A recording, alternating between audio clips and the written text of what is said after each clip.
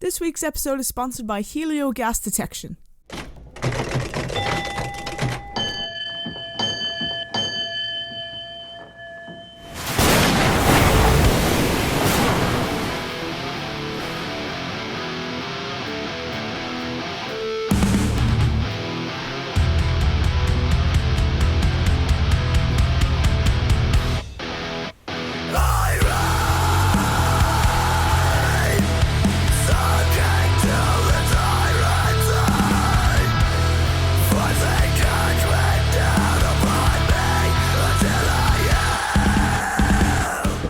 This is Rich from the Metal Cell podcast. I'm delighted to welcome Archaós to the show. First of all, beers up, lads.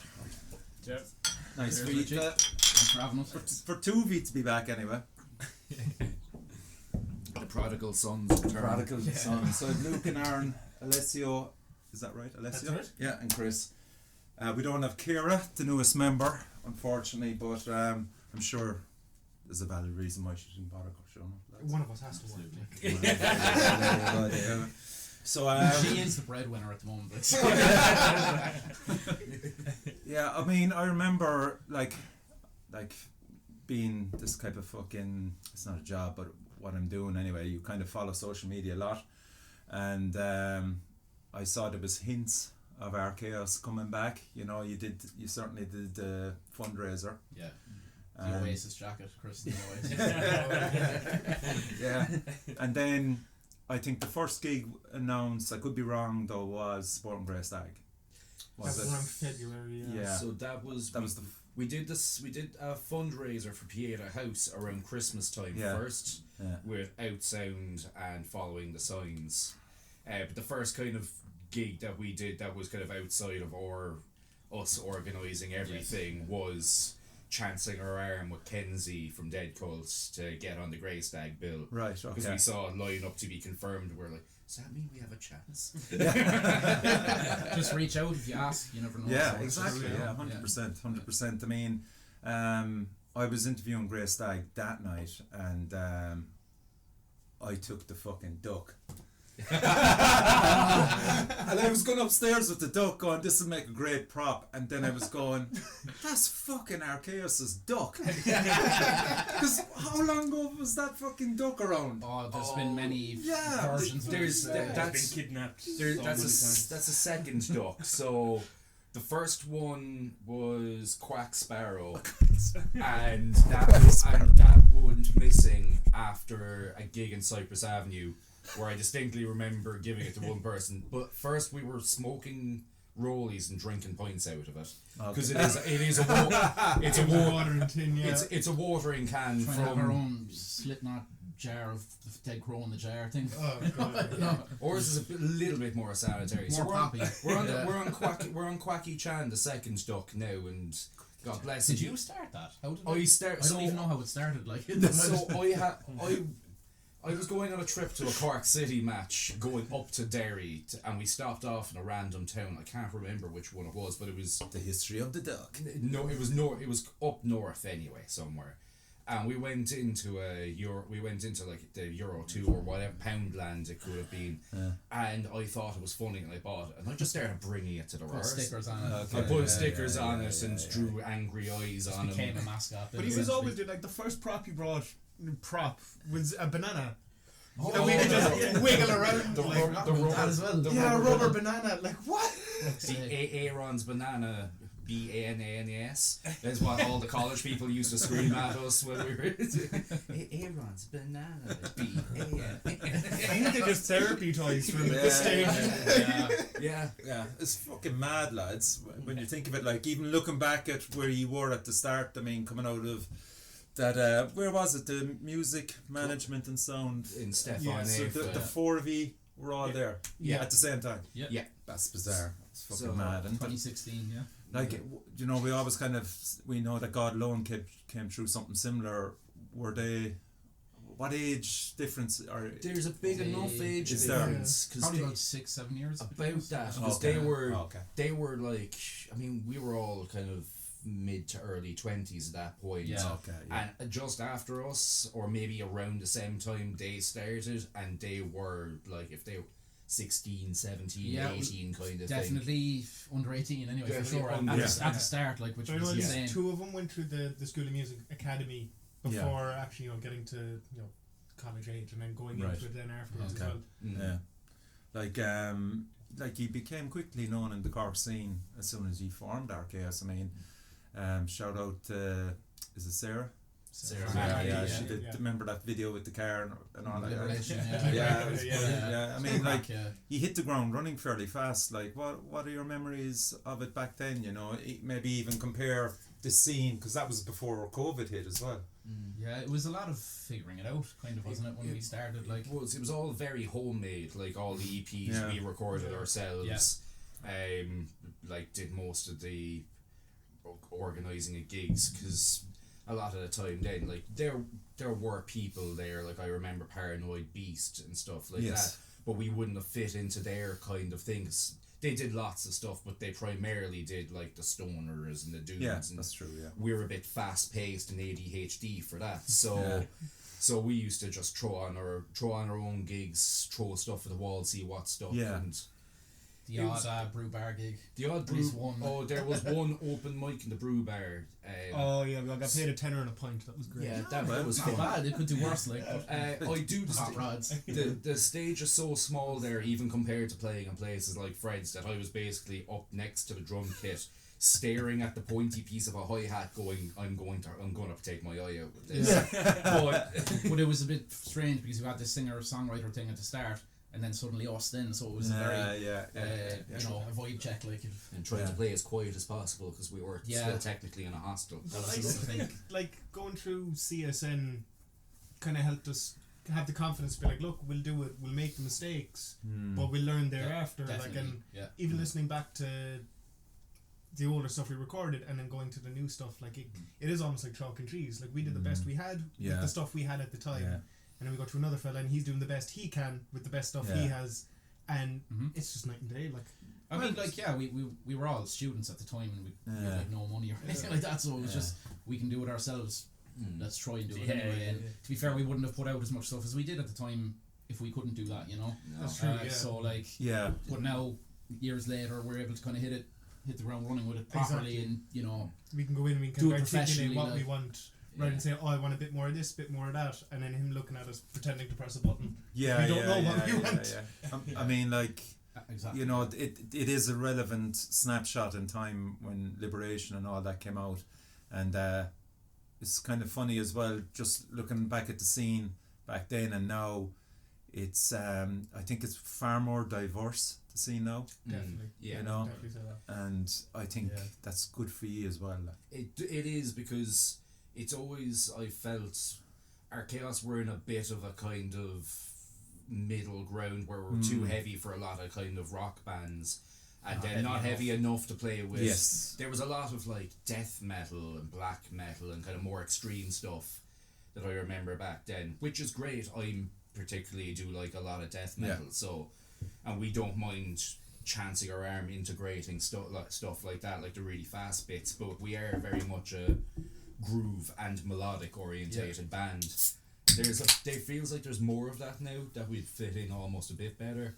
Though that being said, when we did the Death Cult gig, we're immediately followed by a slam band, Dead Memories, which if anything was just funnier. It was, And slam again, slam like you look at score that, thing. you look at the crowd that was there for that that whole gig. Again, that's my point. Like, there's far more diverse people going in there. Yeah. And Evan needs a lot of credit for that. You know, Absolutely, for yeah, bringing yeah. in just different bands under supports. You know, and He's cultivating a kind of a more diverse audience that Cork always had, but they just weren't kind of too bothered going to gigs because I suppose they were kind of too sludge orientated back then, or yeah. you know. But the Dead Cult gigs, they're like events now when they happen, so I think people Yeah. like, Oh yeah. everyone's Sure. starting to realise that, and that's why you're getting that diverse, group of people going to it. And to be fair, I think now the gigs always did well, but especially as time's gone on, I think they've done such a good job with it that when they put on a gig, Dead Cult it's going to sell out. It's going to have good bands. Like Evan will give people a chance. He'll go out and he'll like give younger bands or new bands that haven't been around a shot at things, but he won't do it without doing a bit of research before. I've seen him go to gigs to watch bands, and then those bands haven't gotten gigs. You'd be at the gigs doing sound or something, and you'd kind of know why. Like, that's fair enough. He is, in a sense, he's acting like a bit of a tastemaker, but it's been very helpful for the scene, and it's done a lot for us as well. So. Yeah, I mean, like, one thing that hasn't changed and it's got consistently better with time is Siege Limerick, and playing that for the first time, lads. That was a massive thing for you as a band, wasn't it? Oh, I was actually sick that day. You did a three-piece. We did a three-piece. So the last gig we played. As soon as you said it, I went, fuck it, I saw you. Yeah, he has a three-piece. Yeah, we were gutted as well, like, cause it was just literally on the day, and you were just fucking dying, like. Yeah, you were sick. Yeah. Because I was working nights in a call centre as well, like at the time, and I'm pretty sure my plan was do the night shift, go straight to the train station, meet the lads in Limerick, sleep where I can. But I think it was like 2 o'clock in the morning. I started vomiting, and there was only 2 of us in the office, so I literally had to like take calls between vomiting. As soon as 8 o'clock came, I was like, I think it was like 5 in the morning. I texted him, like, no, this is not happening. As soon as 8 o'clock came, into a cab straight home. I have memories, alright, of us, myself and Luke especially, being like, alright, for this song, what are we going to do? We're going to have another guitar, and change what you're playing, and I'm like, oh, okay, right. What you mean? It's like, I'm not. Do I look like a guitarist? No, well, it's fine. You had to. You still had 6 strings. I mean, I had 5 strings back then. I've gotten Notions recently. Exodus. It was Exodus and Liberation. At the end of Liberation as well. I'd normally do something a bit more, but since he's soloing and I'm kind of soloing. And Alessio was kind of holding it down with chords. I had to kind of like adjust to him and try and remember what he was doing. So it was a shame, but at the same time, it was Siege. If it was a random gig in Fibbers or the record room or something, you'd say, look, we're really sorry. Well, probably, I don't know. No, we knew we could do it as well. I think you had been away. And other times when we were in the semis of that Mammoth Fest competition, and we had to do that 3-piece as well. So we knew like, okay, we could do it if we had to, you know. But yeah, that was definitely the pinnacle of the gigs, like absolutely, yeah. And then of course the pandemic hit. So, you know, casting your minds back to COVID, musically. There was a lot of cooperation with other musicians, you know, projects going in the background and stuff like that. How did you all find it yourselves? Like, did new music come out of it? You know, it's kind of really like even towards the end of Siege, things were starting to fizzle a bit with us. Like, we were trying to work on new tunes. And I think it was just our schedules at the time as well. Like, we were all working different jobs, unstable hours, and it was just hard to get all of us together, you know. And then that kind of took a toll over time, because we were trying to like learn something, and then someone would be missing, and then the next day when we have that person, you're backtracking and you're trying to, and we never got it off the ground. And then COVID happened, and then we started doing stuff without sound. When things started opening up, we were doing an album with them, and then our schedules were working a lot better without sound, so I think we felt we had to. Yeah, but you went into drumming then. A bit of a total shift. Yeah. I wouldn't say it was a total shift. Well, I was playing drums in college as well, like, but it was still more of a out of necessity in college. He was playing drums because he was like, he's not a drummer per se, but he is now. At the time, he was kind of like nobody else was there to do it, so took on the reins and learned and kind of went as long as he did and became a drummer, and you're very good now. It scares me. And Alessio and Chris, what were you up to during that time? Like, had Archaós more or less finished for you, or it was just parked, or what? Were you writing music, right? I was working at a home when COVID started, and I don't know, I kind of just, when I found out that like my day-to-day lifestyle was actually self-isolation, it kind of hit me. I was like, fuck, I'm really a hermit. And I kind of just started, you know, COVID happened, didn't bother get a passport, everything kind of closed off. My guitars were in the corner just gathering dust, staring at me and mocking me. I might pick it up maybe once a month. Wow, that's interesting, isn't it? And I kind of just fell out of it. Like, my passion kind of went for maybe about 2-3 years for it. Wow. And then 2 years ago, he fucking rings me up. He was like, hello, for one night and one night only, Archaós are coming back. That's that that was is the the story charity gig. actually. Yeah. And then that, I don't know, man, it just lit a fire in me. Fucking I actually hell. met Luke out in town. Oh boy, yeah. I was This is great. drunk enough hilarious. to get on to everyone and go, Yeah. let's bring it back. Just It's like one night. Me night. immediately Yeah. getting on to Aaron like on WhatsApp, just give me a second. Like, Yeah. just trying to sell it as much as I can. Because it had been so long, but immediately you just 10 sent in a minutes message later. like, well, if we're getting the band back together, I better come in and join you there. Yeah. Well, And, it was weird. First thing I got was a voice note of Luke and Chris doing an a cappella version of the breakdown from Limbo, and I was like, oh, the boys are on the tear anyway. Yeah. And then I got a 2.5 minute voice message from Luke. And I was like, what the hell? And it was like a business pitch. And literally, to be honest, I was good at the start. I was like, all right, where's this going? And before it had even gotten halfway, I was like, do you know what? It'll be funny. But and that was kind of enough. I was like, I need to get the duck from my parents' house and dust it off. I feel like it was coming for a while though, because you and me used to send each other clips of just either playing different bits of Archaós songs, just short little clips like that, and we're like, I oh, was just kind of you know. flirting, like, pretty much. But like so, Sliding into the DMs. but I was out with Ciara that night. And we ran into you in Fred's. yeah. Then we went over to the Brogue, and this is a few drinks over. And then you said it was like I thought it was a bit tongue in cheek at first, but then I thought about it because we hadn't sorted an opening band for that gig at Christmas. Okay. So then I was kind of like, fucking, because we were running the gig. Yes. We were just like, Yeah. Jesus, and like we're all in the same bands. It was just like, yeah, it'd be fucking grand, like you know. And it's just like, yeah. But then Ciara was like, I was a bit concerned about the vocals. Like I was like, I haven't done vocals now in age. I was like, how's that, gonna go? Then Ciara's like, next week she's like, I'll do it. It's gonna be fine. Like, and I was like, fucking hell. Like, and she's a professional wedding singer. Like, so I was just like, okay, why fair not? enough. Like, Yeah. fucking, The perfect pitch being Yeah. brought into the band was very helpful. yeah. I never thought that would happen. Like, so I remember Stephen saying back in the day, it's like, there's no way we can work together musically, like, because we'll just end up killing each other or whatever. Like, Yeah. no, it's actually been grand. Like, you know. Yeah. It's a Be strange fair to her, one with G. Even back in 2019, I remember thinking, fucking hell, even if they had a guest female singer for one or two of the songs, it would work. I remember actually thinking that back in the day, and I was thinking, was Sarah one of those people that could do it? I wouldn't know. You know what I mean? But I was just wondering. Yeah, back in the day, going, Jesus, because back then, like you Red Sunlord days were still going, like, but I mean.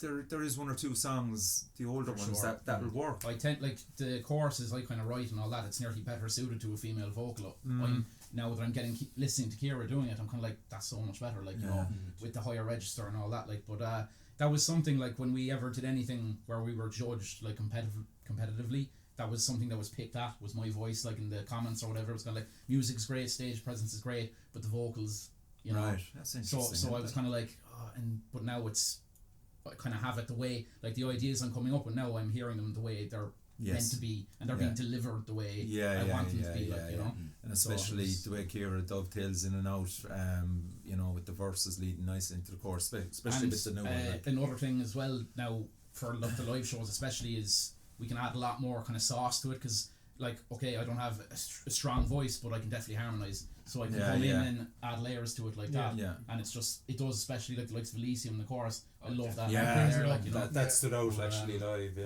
Fucking hell. So like, I mean, it was fairly easy then to get Ciara involved, and just more or less perks of probably my fiance. She's like, well, you didn't have to sell it to the lads, no? Well, you know how good Ciara is. Like, again, because she was the year below us. She was in college. So we'd seen her perform or whatever. So when we heard Ciara was going to grand, someone who's a great singer. Then again, though, she's never done anything like kind of alternative metal or anything like that. But she's always said to me in the background, I've been kind of dragging her more into that world as time goes on, and she's like, I'd love to try something like that. And then that opportunity came up, and she was happy out, like. And like, kind of even the shift of using her dynamic vocals to what you're playing, it's from what I heard with the new single that's coming out, it works perfectly.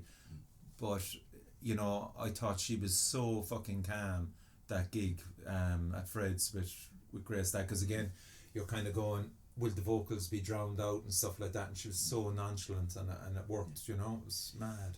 Yeah, you can tell, alright, that like Ciara, like I've done work as a sound engineer for them when she works with her twin sister doing cover gigs.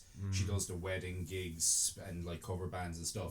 You can tell, like, you just get the vibe she is, and you know she's a consummate professional. Yeah. And like, I know vocals aren't my thing. I can't sing a lick at all, but it does, seeing that when you know everyone else is already doing something to a high level, and then you've got that on top of it, it gives you the extra bit of confidence to go hard. Because I mean, like, we're getting a little older. Like, most everyone bar Alessio's in the 30s. The next It's all coming out now. You know the next going to be sore the next day, but you just get that little bit of oomph from it, and you're like, do you know what? Whatever happens tomorrow happens tomorrow. Just bait into it. Like, Yeah. There's nothing too Panadol won't fix. we still found the use for Aaron's vocal on this track, which I'm yes, there is. Yeah, very it's happy like, about. can he sing? No. Could he talk at a low voice? Yeah. Oh, yeah. So he has Grand. the bassy kind of spoken section towards the end. But which sure, he's a hype man anyway, you know. Yeah, for yeah, every good thing yeah, he's there hyping. definitely, yeah. Fucking Flavor Flav of Archaós. Yeah. I'll take that. We'll put that in my biography now. So songwriting then, lads, leading up to the single, where are you at the moment? You're probably looking at an EP, or are you just going to continue releasing singles, or what? So Something we don't really talk much about, other than just, I think, well, for me anyway, it seemed like the focus was just get this out there and Okay. then kind of go from there. That's fair enough. Essentially, yeah. Like, we were kind of in preparation to go up to the studio, JSR in Belfast. We kind of just spent months rehearsing the song, just trying to get it where we wanted, making sure the arrangement was right and everything. And so that was kind of the focus. And now that that's done, we probably will now start working on newer material again.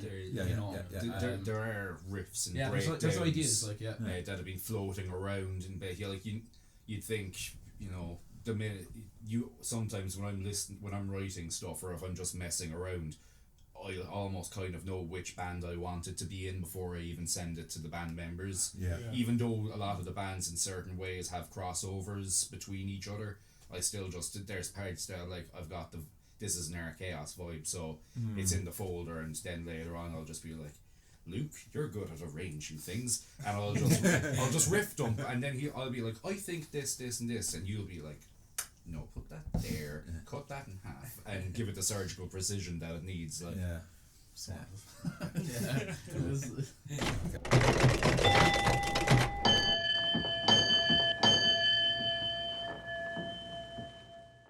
Josh, I'm fucking pissed off of singing his praises at this stage. Number one. Yeah, it's He's frighteningly good, isn't he? Like, it's just unreal, like, that we're so lucky to have him. What and stood out to me was the speed that he works at. It was unbelievable. Yeah. Like, compared to anybody else we've worked with. There's been a good few, like, talking about outsound as well. Like, just as engineers, like, he was so quick, I actually couldn't believe it. Like, he almost had the thing more or less mixed by the time we finished recording it, like, you know. how many days were you up there? Just two. 2 days in the Yeah. studio. Yeah. No, 2 intense, very sweaty days. Yeah. Oh, But the 2 heat of days, that, like, yeah. yeah. The one thing he could do with that studio, Couple of right, fans. is fans, aircon, anything extra. The fans did nothing, man. They just moved the hot air around. Yeah, You know? the fan wasn't great. Yeah, There was one hole in the wall, because we were like 4 floors up, so there was one hole in the wall that went right outside the building with No a small windows. little grate No on it. windows. No windows, but all I was thinking the whole time was like, he could just put a small PC fan in front of that and just blow the cold air in, like. And I was nearly tempted to do it, because I didn't actually start recording till what? Day 2. Day 2, yeah. Literally the start to day 2 was just doing my guitar. But I mean, like, And the vocals. you have to suffer for the music, you know. Oh, that's absolutely. probably I suppose, that's yeah. his And logic. that's Get my device to thing suffer. to a fault. I have to be there for everything, so I'm like, even though I'm like dying, I'm there like, Yeah. I need to just know that everything's happening the way it's Yeah, meant to, and yeah, all that kind of stuff, like. But it's well right. worth it. The sweat gets it seeps into the riffs, and it just makes them better. yeah. The tone is in the sweat. But even the speed of it is getting back with the mixes, and just how quick he is to reply and everything, like, you know, it's just so Yeah. refreshing to get that, like, you know, because you're Yeah, I mean, drums now approaching that. How'd you find that? Oh, it's Josh, he's just a magician. Yeah, okay. So I just got in whatever. Let him at it, like. Yeah. If he's any suggestions, he's always right. And what kit were you using? Oh, I can't remember. Right. One of Josh's ones, Okay. anyway, but he'd have been on to me Apex? before going up to sort out everything. I think it was. Apex, yeah. Right. But which one now? Yeah. Sam used a mixture of my cymbals and his cymbals. How quick was he getting your sound right? 10 minutes after you started. Very quick. Yeah. Yeah, I remember he was going at the snare like, and he had it sorted like very quickly like. There was a nice blend with those cymbals there. Fairness, yeah. And what did you bring to him? Had you a rough recording or?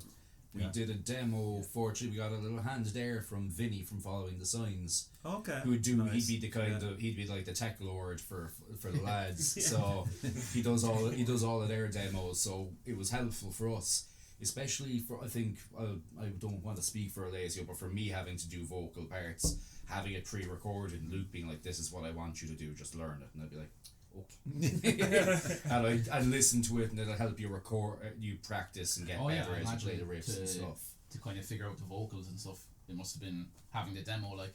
Yeah, no, made that it so was much handy. easier, Alright, like. just kind of have a run through where I think I need to come in. And there was some times in the studio where Lucas just grabbed me by the shoulders, like, "No, wait a little, yeah." Like Whispering in the ear. yeah, but even at one stage, like there was one part, the timing is just a little off, and you know I could figure it out after like 5 minutes. But if you try and tell me to do it while playing my guitar, that's not going to happen. But it's just handy to have Luke there then, because he can just go into the mic, he'd just do a soft whisper of what it's supposed to sound like. I might listen to it 2 or 3 times, and then I know where to go from there. Now the hardest part's again trying to learn to play and sing it at the same time. So tell us about the single, lyrically wise, theme wise. Oh, it's gonna melt your face. So the idea behind it, I suppose the meaning behind it, I kind of deal with a bit of health anxiety myself. Nothing too severe, but like it is something I deal with, you know, every now and again. And so I just had the idea of, I suppose, any type of anxiety really, but health for me specifically. And the way you kind of feel trapped in your own head, sort of like a prison. And then because I like drawing from Greek mythology, because there's just so much vivid imagery there and crazy characters and things like that, you can just just embellish the lyrics so much rather than just making it very surface level. Do you know what I mean? Yeah. So I kind of like hiding things in metaphors like that. So I use the idea of Tartarus, which is like the lowest prison in the underworld of Greek mythology, and that's basically what my head is like when that happens. So it's essentially that, but it's not all like fucked like that. Like towards the end of the song, it gets positive, and it's like, I'm actually not going to let this stop me. Yeah. And I'm fucking, you know, I'm going to go out there and fucking get it. Like, so that's kind of how it ends. This is like. very cathartic. Oh man, stop! And that was something like when Aaron said yes when we rang him that time as well. And do you remember? Like, I was so high, like I was like you know, like I was on such a high then. But it was kind of like there's a different thing with Archaós. There's such more of a personal connection with me with the lyrics, because like an outsound, it's fucking great crack. I can contribute riffs and all that, but as of yet, I haven't contributed to lyrics, so I'm missing that kind of thing, and I didn't know how much I kind of craved it until we. And I was just like, oh my god, getting to do that. Then it was just like, so it's a different thing, like, you know. So that's why you nearly broke my neck when I arrived in Brogue, because he jumped at me, arm around the neck. I kind of went back. I was kind of like, well, this is nice. Yeah, I mean, it's a huge step forward musically. Professionally, getting Josh to do it, and you know, sonically as well, it's a lot more harder, you know, heavier. I would say like even it's really relevant at the moment, that type of single, you know what I mean? It hits all the right spots, you know. So that's impressive that you've managed to come up with that, you know, for first release, like. The kind of music was going around since 2019, like the riffs and stuff have been going since then, but the lyrics are all like post-COVID, you know, living today in today's world, like that kind of thing, like, you know. I think it was fun because like I always felt that like when we first heard it, a lot of the inspirations we used to go to their shows all the time would have been around like Baylor, and stuff, and like just the kind of styles of riffs and stuff. Well, at least for the heavier parts, we still have our great melodic choruses kind of thing that kind of take it off in a different direction. But I found, as time's gone on, there's a lot more kind of hardcore elements going into a lot of like modern music as well at the moment.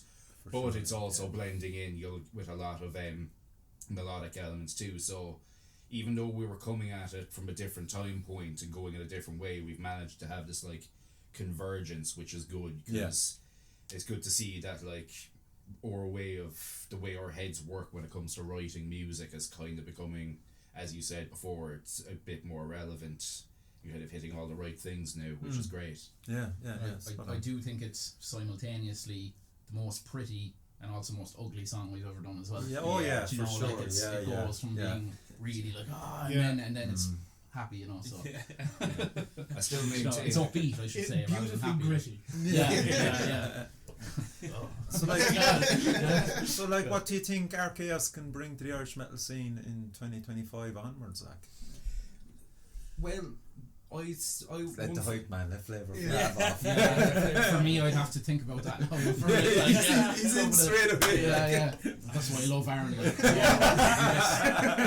We're all like, a very kind of philosophical kind of answer for it. I just hope we can, when young kids, like not young, even when kids like come to our gigs, they look at us and say, "Shit, I know him. I can do that too." Because the big thing for me was the Audible Joes. Like, I knew all of them before they were in a band, and then I saw them once at Chris Hanlon, and I was like, fuck, I know them, I play guitar, that can be me. I remember thinking that when I was a kid as well, down in Skib, going to the gigs, and there'd be the odd metal night in the GA pavilion there, and I do remember thinking at the time, like, oh, that's like the coolest thing ever, like, I want to do that, and I never thought I'd actually get to do it, so I don't even really think about that now, but I probably should, that it's kind of like, you never know who's going to be there watching it, and getting, like, you know... It's kind of nice. Yeah, good answer. You got the philosophical answer. All I wanted to do is like one thing we've always managed, and it's probably one of the things I enjoy a lot about Archaós, is the fact that it's like we'll do, even the fact that we're kind of doing stuff that's relevant now. We always do what we want. And if it's something that's going to make us laugh, like whether that be a riff or a breakdown or just something wacky, we'll do it, and then through that we might find another way to kind of push the envelope out. So the next big thing I'd say is just watching how Archaós is going to evolve, because it's not going to just stop here. It'll be the next thing. We can add other bits to it, and there's other ideas around. One of us will get a new piece of kit and like, let's try to put this into everything. That's the synth. But it works. So we can't complain. But like what I like as well is now you've got 2 or 3 gigs under your belt. People are actively aware of you, and you know I'm sure there could be offers coming up the country, further afield in Belfast and Dublin and stuff. These are things now for you to think about, you know. Definitely, absolutely. And it would be good because we were lucky enough to play in a couple of places around the country, be it like Dublin, Limerick, even down in Skull and West Cork for Skullfest, which was mental. But there are places that we haven't been to that I can say, like the likes of Galway, Belfast, even like that. Templemore Metal Fest, even or something like that. Something like that. Just something like a new stage, new faces. Because I think you are very much so, especially now with Kieran involved in it as well, very much so a festival band. And it's not something that you might think about, but as a punter and as a fan of you, I think fucking hell, Archaós should be in a lot of festival bills now in the next few months or into next year or whatever like that. It's something that I think would appeal to a lot of people, because you're the type of band that people will just actually gravitate towards and stay, and just pull them in, because that's so important these days. Cause I think a lot of that might come from our time at CSN, because I remember Chris drilling it into our heads that if you don't put on a good show, the person in the audience has every right to go up to you or the person in the venue and say, I want my money back. And they have every right to, and you kind of want to give them a reason, be like, well, no, you're not getting your money back, that's my money now. Well, just captivate the audience. Exactly, give them their money's worth as well. Like, they paid enough for it, go for it. Like, if I've always anytime I'd be watching a show, whether I'm working as a sound engineer or I'm just actively there as a punter, there's always a big difference when the band brings the energy, because it's very hard to stand there and tell someone to move and get into mosh pits and do God knows what else to each other if you're just standing there being like kind of thing, like the Beatles. So it's a kind of a give and a take kind of thing. You have to give them something, they'll start giving it back to you and head banging and punching the person next to them. Please don't actively punch people at our shows, but at least ask for consent first. If they want it, then it's a skill in itself, I think, that bands need to develop anyway, I think. You can see it sometimes in bands where they're just very static, but sometimes that's the idea of moving, and it'd be like, oh, what am I doing, that kind of way. But it's a thing you kind of just have to even try it in the rehearsal space. That's the way I think, just actually, there's one. How long is it now since you've rehearsed together? Like a week. Okay, that's good to hear. I know. We try and keep it as regular as we can, and sure, we all have the other projects as well, so trying to work it all around that. But it's working for us, I think, at the moment. Because we're in the container with Tide 7 and Outsound, out in Bishopstown, WM O'Brien storage. Okay. We always found I don't know. Lovely chicken rolls. Archaós are sponsored by. I don't know what the W or the M stands for, but I love you, sir. No, I think it was very helpful that we went out there, because we always used to rehearse up in Dublin Hill in Ritchie's, and a lot of time for Ritchie's it was being a brilliant spot. Still going to see the Dead Cult gig there was absolutely insane. But the problem we had was less and less rooms were publicly available, and we were struggling to get into a private room as well. So this gave us the opportunity to have a space on our terms that will adhere to our schedule, so we didn't have to struggle around it. And it just helped make things because we can go there at any time, do whatever we need. Luke can go there on his own and play the drums or start hitting the guitar way louder. So a lot of your equipment is set up there, is it? Yeah. It is. It's stuff. It's most between Outsound and Archaós own most of the stuff. Tide 7 have small bits out there, but they don't use amps or anything, we have a kind of different setup. And we're lucky enough that Alex Vinci from Narrow Doors is you can use this PA, but I get to take it back whenever I want to use for rentals and stuff, which has been absolutely fine. So so it's been great. It hasn't affected the schedule in any way. It's been perfect for us. It has been, because we can always. I mean, it does help that myself and Luke work 9 to 5 jobs, so Monday to Friday. So that is kind of a when we're available kind of thing. Whereas I think the whole four schedules that never seemed to align together was always a nightmare. Yeah. And every band's encountered that at some stage as well. It's just got to do what you can do. But it's an exciting time to be in a band again, lads, isn't it? Now looking at the scene that's around there, you know. There's definitely more to do, and there's definitely more going on now. The ante is up that bit more, you know what I mean?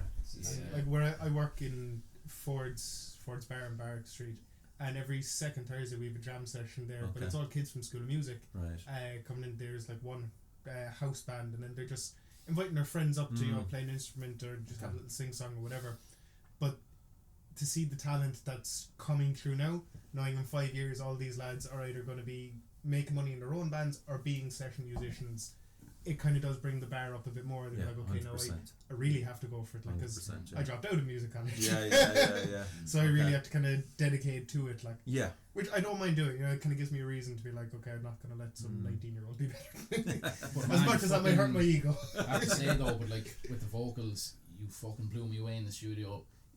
You nailed it. Do you know what I mean? I remember you saying to Josh beforehand, you're like, look, after Ciara, doing nailing the keys, and he's like, Josh, this is not going to be as good as that, and then you went up and you fucking nailed it. So after finishing a cigarette, I should say, don't smoke. But I'm going to be a metal singer. I mean, it's incredibly positive, lads, and as I said, the new single is amazing, and best of luck with it. And so I'm just going to wrap up with this, and I'm going to start with the hype man over there, and I want the other three, or if you to think of it. So describe the new Archaós in 3 words, Aaron. Oh fuck. I love the way you started with me on a question, and now I'm kind of like beans. Hard, fast, and energetic. Okay, cool. Anyone else add to that? Pretty, gritty, and slutty. No. I'll go with that. Yeah. Sell the band. I don't know.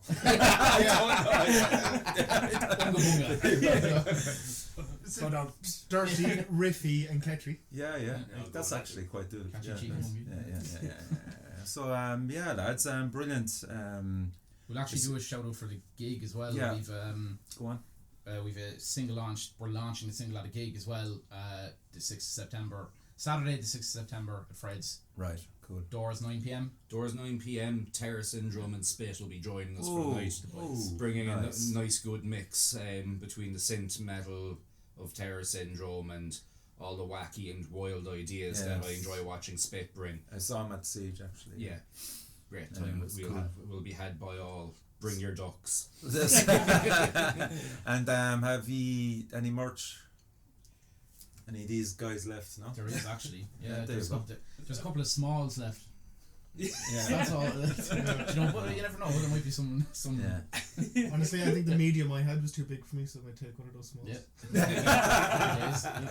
Alessio wants a crop top. We probably will at some point in the new year maybe look at doing a new t-shirt or something. Okay. You know? Okay. I've already had slight ideas of something that I was going to bring to Sarah Mackey's attention, but we'll keep that a little secret because I haven't even said it to the lads yet. They might be like, that's amazing, or they'd be like, oh, So Aaron, were you drinking when you came up with this? So the single is out. Is it out in Bandcamp or what? How can people get it? It'll be out on all streaming platforms on the day, hopefully on the day of the gig. Yes. Please CD day baby. before actually. Oh, the day Okay. before. Yeah, so Alright, Friday the 5th of September. So you'll have a full day to get ready doing warm-ups in your room before the mosh pits. It's not just where to drop the elbow, you know? Yeah. So lads, congratulations. I'm delighted to see you back. It's a big contribution you've made to the scene now already with this single. People will love it. Luke, Aaron, Alessio and Chris and the missing Ciara, welcome back Archaós. Thanks very much. Cool. And crucially, support your local medicine. Hell yeah, brother. That's it, lads.